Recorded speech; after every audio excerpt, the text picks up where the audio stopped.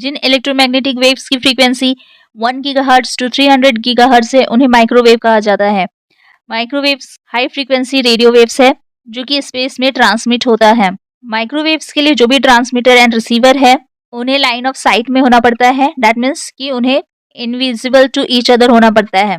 Microwave signals कुछ दूर travel करके वीक पड़ जाते हैं, इसलिए समय समय पर इन्हें पावर एम्पलीफिकेशन की जरूरत पड़ती है।